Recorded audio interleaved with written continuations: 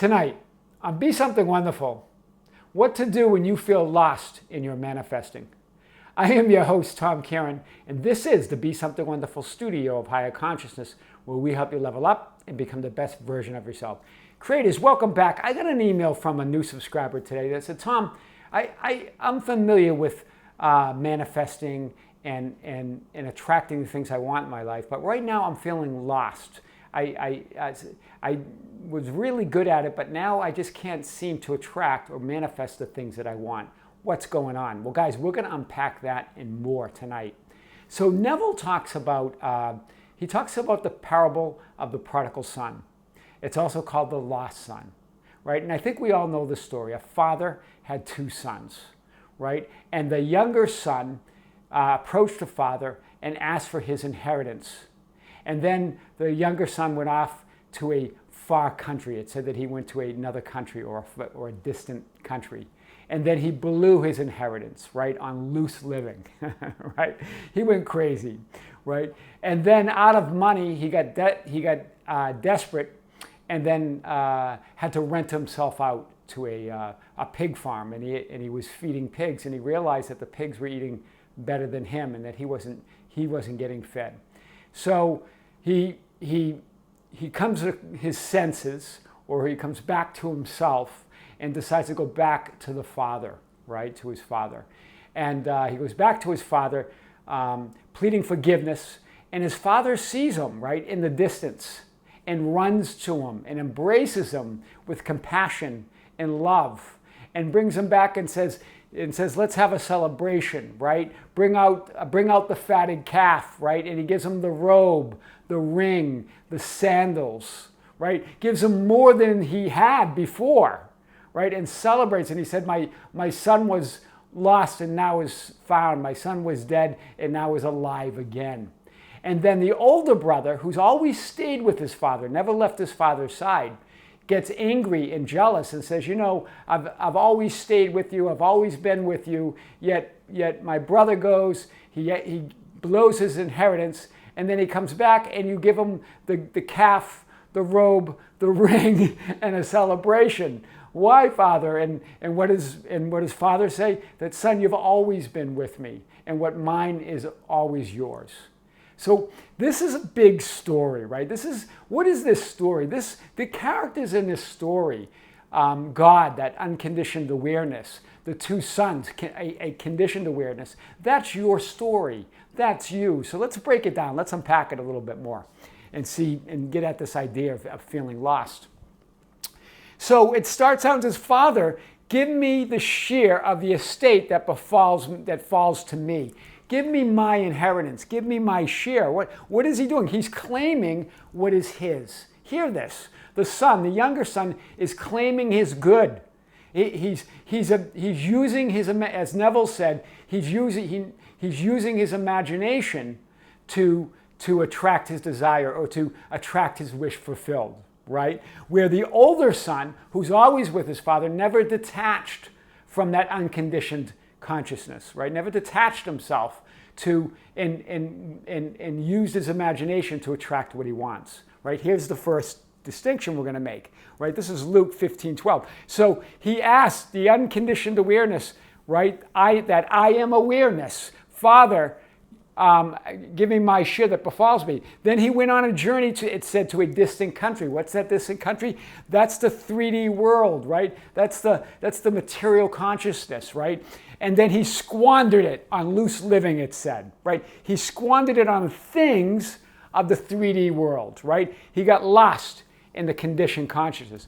This is you, right? You get lost. What's happening is you're getting lost in the manifestations. You're getting lost on the things, right? This is why you feel lost, as opposed to focusing on the state that you want to assume or the state you want to occupy. We start focusing on the things and the desires, and then we get caught up in that, right? So then what happens? Then the son rises and goes to the father. He's awakened. He's resurrected, right? So he misuses his gift, squanders and blows his inheritance, and then returns to the Father. What's the Father do? Still a long way off, the Father sees him and embraces him. What's the distinction here? What are they trying to say? That there's no separation ever.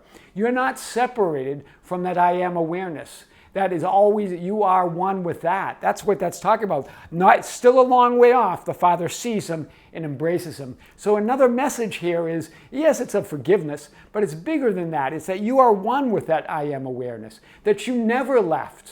Hear this. You're never lost, you never left, and you can't get it wrong. That's all created within you. You squander it with your own thoughts and feelings that are misdirected.